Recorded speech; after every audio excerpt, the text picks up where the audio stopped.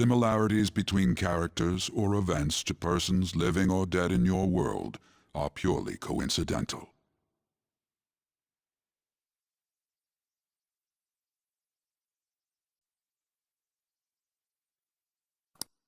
Only those who have agreed to the above have the privilege of partaking in this game.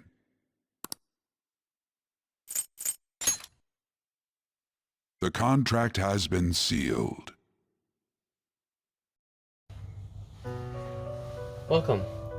So before we start story time a bit, I want to ask you. Yes, you. I'm looking at you, the viewer. When you think of the word science fiction, what comes up to your mind? Up here. Now, you may think of something as related to space, living creatures and the stars up there, or something else, something futuristic. But in reality, science fiction is down here, grounded. What I mean by grounded, grounded right here to our society, to Earth itself. Often, the problems found in science fiction are those that can be found in various societies. Today's idea about science fiction and cyberspace were first conceived by William Gibson, who described how gamers would play in the 1980s. Arcade, they would jerk around, they would move, they would have movement, and their concentration would be focused on the big screen right in front of them, as if it was another reality right there. But today, in the future, 2021, we have personal computers, PC, something that could show highly graphical, detailed games, not just games, videos, photos, that make the arcade that William Gibson is talking about in the 80s like child's play. But not only that, we also have consoles, PS5, Xbox, and a wide range of games owing to their existence, to the humble games of Pac-Man and Super Mario. But enough of that side story, we will be getting to our main story.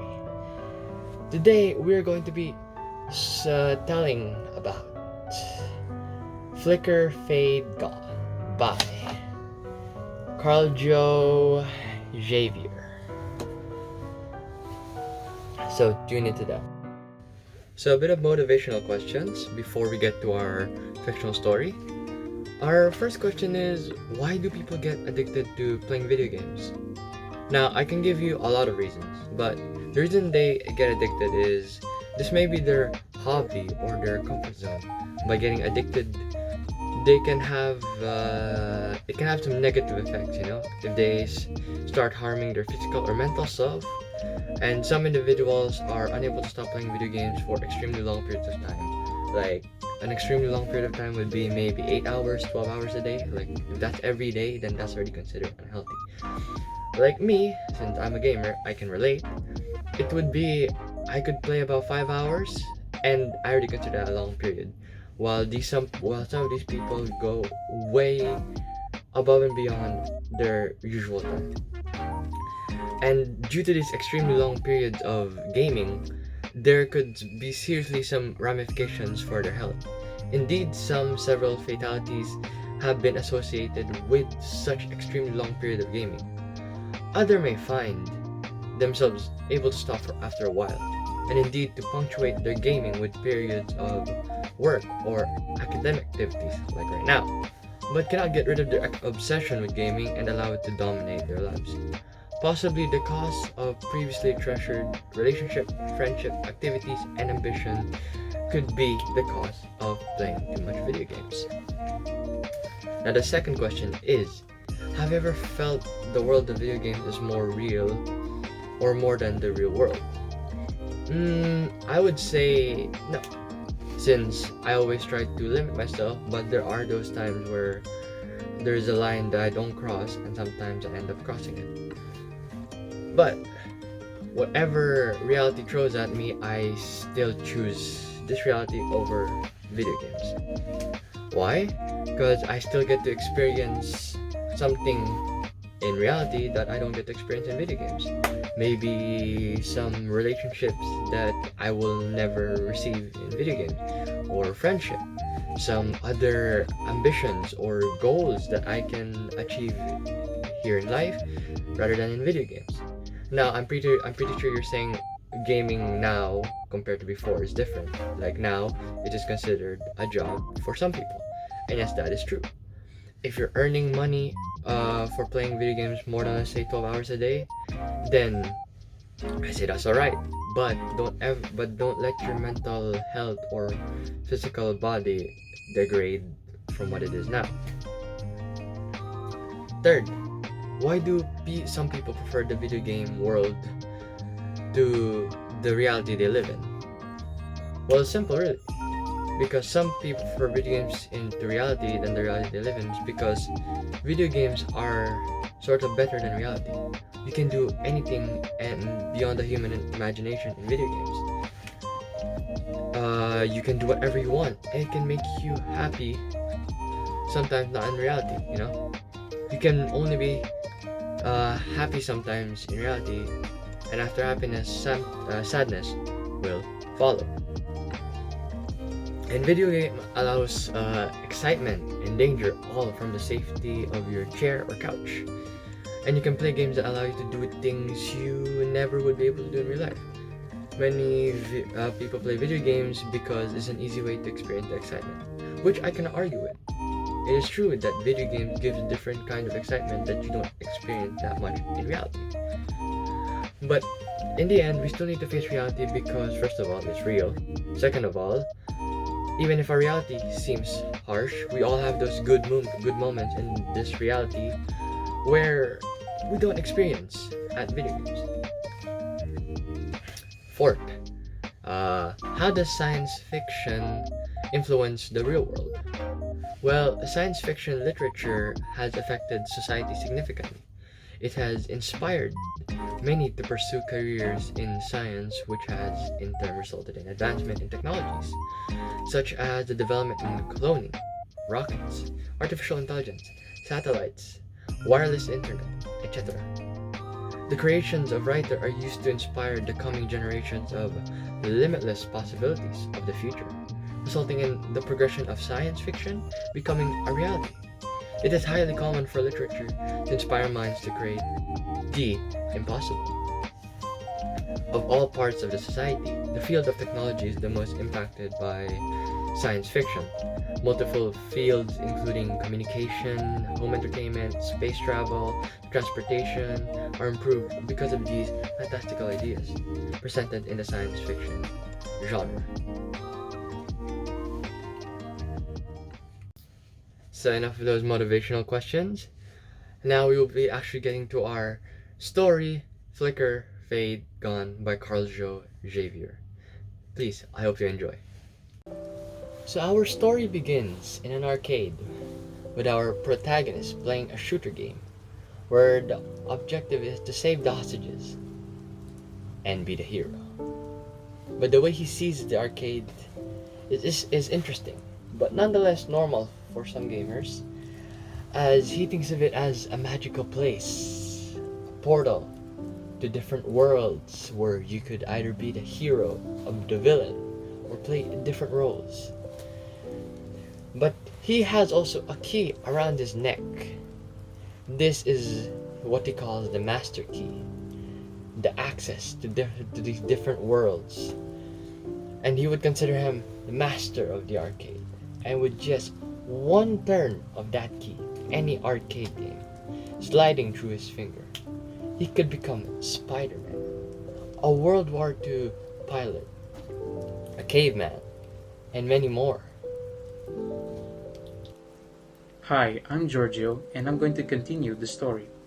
So later on, for a while he couldn't remember how arcade games caught his attention, but somehow he finally realized that arcade games caught his attention when he was 7 years old. During that time, the stores and streets were brightly lit except for one store, which is dark, but it was with flashing lights and sound effects coming from each corner. The protagonist and his father went inside and saw a lot of boys playing various types of arcade games. The father's protagonist was by his side when he played his first arcade game. The protagonist was very eager to play more of it since he kept failing on the game. But unfortunately, he has to stop playing due to a mechanical failure of the machine. But out of somewhere, a burly man came to solve this issue, and finally the protagonist played again. After playing, the protagonist was wondering on how can the burly man solve this problem. Then he finally realized that the burly man had a special type of key that can control the machine. Since then, the protagonist couldn't remember the face of the burly man. So as we head deeper into the story, this is where it seems that our protagonist is mostly a shut-in, where he's just fascinated by the arcade, the games, the different worlds. But whenever he's not in the arcade, he would just look at the mirror, just waiting for his reflection to disappear like this. And his mother detested that idea. He was saying to his son, end this foolishness. Go outside, meet some people, get some friends. And that's what he did. He went into the neighborhood, tried to play with the other neighborhood kids. But sadly, he never got along with them because he considers them rowdy, loud, and rough. And that was how the kids treated him. They pushed his scrawny little body to the ground, made fun of him, and he would just return back home unsuccessful, just waiting for his mother to do something, doing different chores around the house, just waiting for her not to get his attention on him. And he would just wait for his father to get home so that he could bring him to an arcade and just inhabit those worlds again, be the hero that he wanted to be. Because of his insane addiction with arcade games, his parents are really worried about what is he thinking about. And since he couldn't decide what type of character he wants to be in the real world, so he got dropped out of school. Even though his parents yelled at him, he doesn't care at all since he already knew where to go in times of bad situation, and that place is the virtual reality, just like the arcade games. Since he worked at the arcade, he has now the keys like the burly man had earlier. For a few years, he had been addicted and fond of the virtual world, since he had a really terrible relationship and broken off with his family, but suddenly he met with an unknown girl. So now we move on. By the sound of things, this girl, who our protagonist calls Princess Toadstool, is the wake-up call he needed. That he's just wasting his life away in this arcade. He would dream that this is the girl he saved in every game. He was as ecstatic wherever she goes to the arcade with his brothers. She is a potential love interest for our protagonist here. And as he quote, she brought him back to the world. She brought him back to reality. But sadly, many years has already passed with him not noticing that our protagonist had already lost himself into these games. But now, because of her, because of Princess Toadstool, he was counting days again. He had something to live for. The games he played in the world he unlocked were no longer his life. He knows she could give something real to him, something that he could feel, and that would be love. So this girl, whose name is Princess Toadstool, came with her friends to hang out around after periodical examinations until the night they played. Seeing Princess Toadstool made the protagonist throttle back to the real and present world. While the protagonist was watching Princess Toadstool playing with her friend, the protagonist saw something that is wrong. Princess Toadstool's friend was very angry because she was disturbing, and her friend said various harsh words. And later on, the protagonist confronted her friend by lifting up his collar to show off to Princess Toadstool.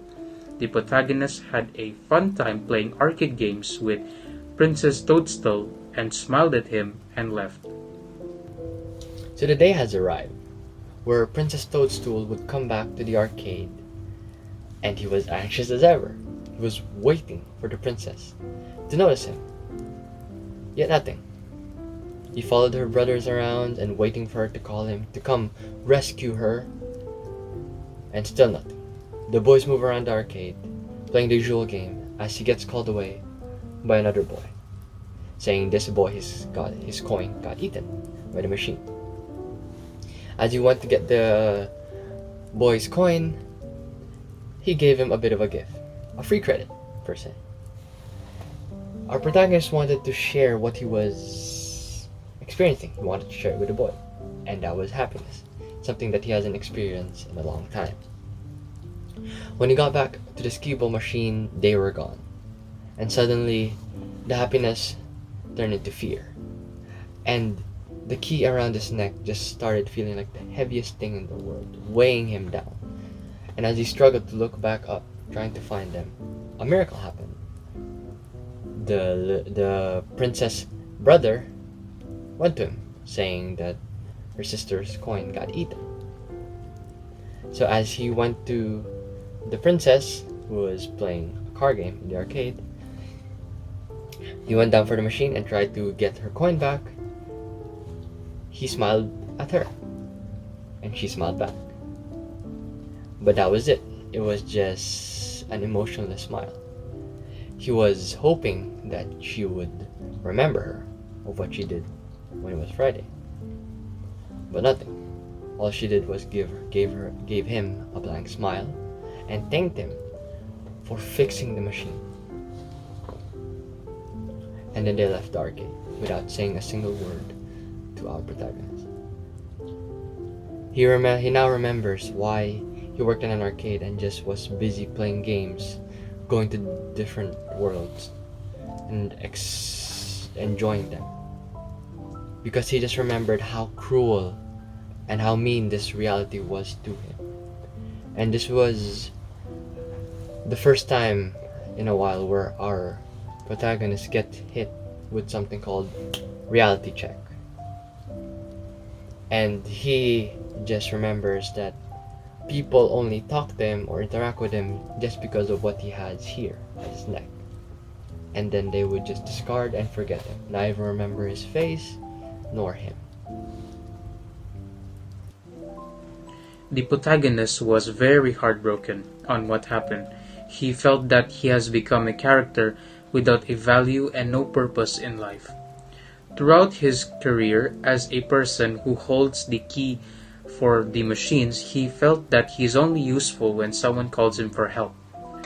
And again, it throttled him back to the past like before, to wait others when they're gone and to start playing the arcade games freely. Later on in the morning, the guards found a suspicious scene where a gun from an arcade machine was found hanging and a key was still stuck to the machine.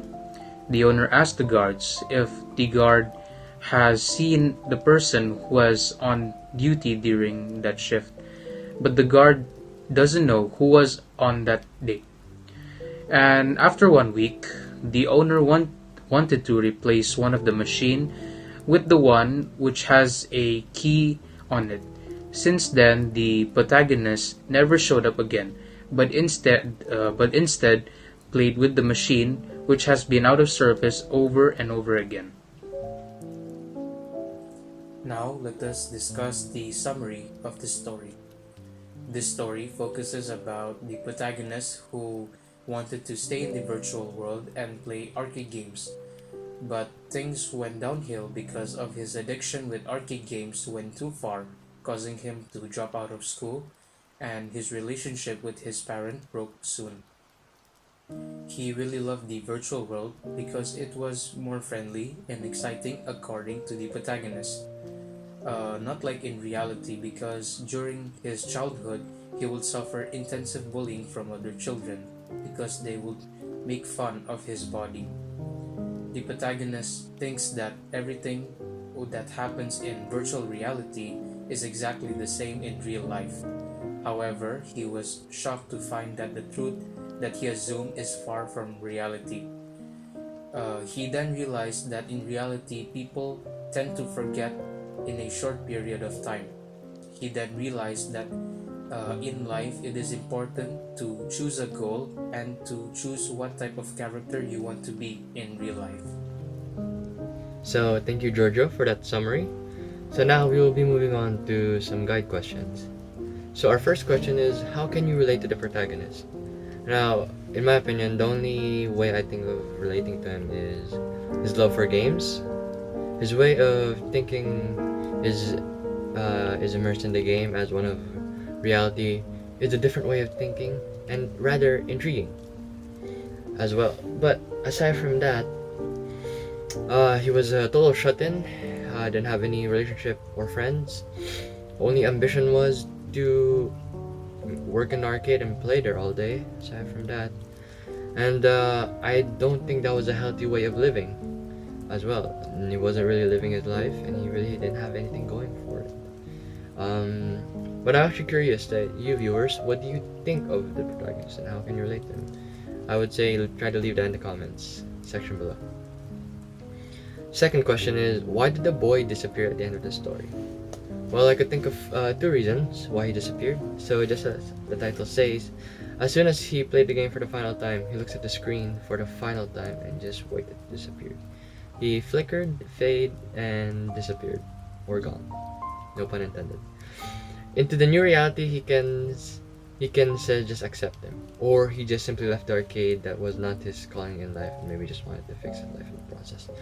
But for me, I think it's highly the first one, where he just kept playing the game and just actually disappeared. So the third question was, did the ending surprise you? Yes, it did. I didn't expect for the protagonist to disappear after he played that game for the final time. So what does the story seem today about the difference between the living and existing? I would say living is enjoying the life God gave you, meeting other people, finding someone special to you, or even getting a job and finding a hobby that you have enjoyed or you enjoy and consider productive. While existing is just saying, I'm born because you made it sound like you didn't have a choice, like I was born because of my parents. And you're like, existing just sounds like you're not enjoying life at all. You're just going with the flow in a way. So the fifth question is, why did the boy end up the way he did?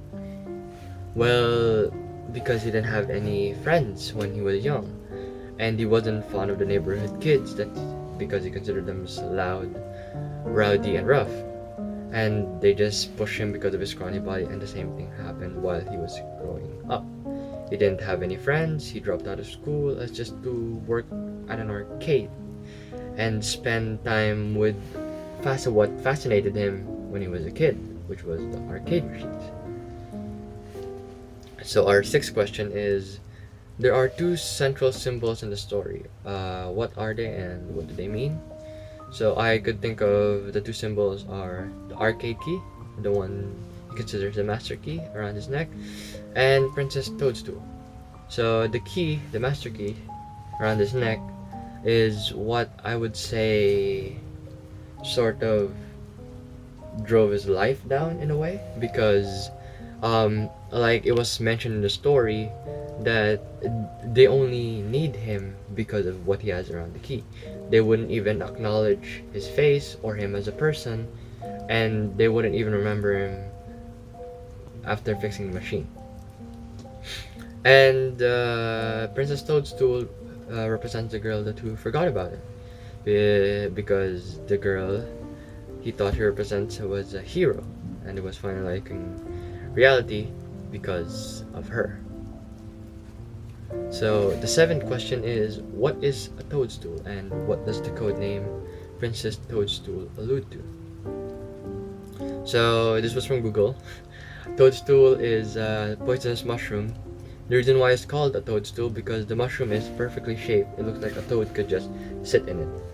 But if you cut or try to digest this mushroom, this is poisonous and could lead to fatal. While the codename Princess Toadstool alludes to Princess Peach from Super Mario and Donkey Kong as well. And it also could be alluding to as someone who needed to be saved, as our protagonist said so. So the eighth question is, what is the significance of the title? So it was about our main character who wants to make video game his reality, while the title is foreshadowing how our story end and how would our protagonist meet his demise. So the ninth question is, does the boy in the story remind you of anyone? Does it seem to be a commentary on certain kinds of people? So it certainly does remind me of the commentary. I would used to hear when I was a kid, whenever I started playing games, some of my parents' friends, they're worried that I would get too addicted.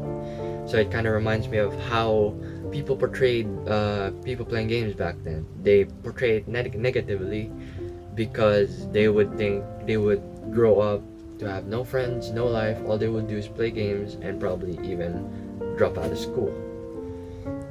I mean, this is what happened to our protagonist, but this does not apply to real life because people can change after all. And lastly, the last question is, does Princess Toadstool does not fall in love with the narrative? What does this tell us about the difference between fantasy and reality? Well, the first difference is fantasy is just like the way we want things, or like what do we want its outcome to be. Like let's use our protagonist as an example. He thought the outcome of saving or helping Princess Toadstool, it would mean her liking him, acknowledging him, or even noticing him. While reality is what can truly happen. It could be harsh, it could be nice. You will just never know. As for our protagonist, it was harsh because Princess Toadstool did not even notice him nor acknowledge him when the second time they met. And that will be all of our guide question.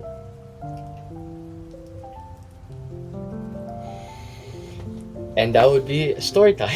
And that would be the end of our story. It was sad, yet it has a deeper meaning relating to our reality today. The moral of the story that I can give is that it's not bad that sometimes in our life that we dream of to live in a fantasy world, to a different reality, where we are treating ourselves to be a princess living in a beautiful castle, treated like a royal person by everyone. But we have to wake up ourselves to the reality that those stories are just our imagination and remain as a fantasy. We have yet to teach ourselves that this world is not full of rainbows and sparkles and magic and cupcakes and unicorns and all that crap. This world, our life, is a series of never-ending problems, and our role is to be dealing with it and facing it head on. Now, Flicker Fade Gone focuses on the story of a boy that has been addicted to an arcade of video games, and that may be one of us. It doesn't have to be specifically a boy, it could be a girl. This story is about finding our comfort zone with someone or something. Someone who can just tap our shoulders and every time we are problematic, someone who can just cheer us up every time when we felt like giving up, and someone we can just rely on, say our problems to, so that we may get back out there and deal with them. And it just happened that boy did found someone, but sadly the girl did not feel the same way, and he just found his comfort zone into an arcade game.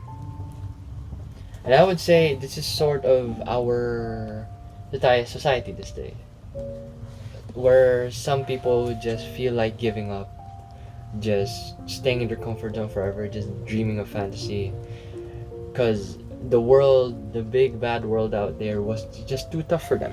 They just can't do it. But it is our job to get back on our feet, to face these world problems and also our problems, and deal with them. Every day we have never-ending problems. And we need to make sure that we never give up on them.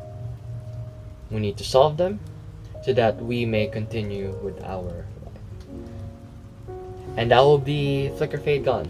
I hope you have learned something and enjoyed it. And I'm Carl Benedict M. Rojas, and goodbye.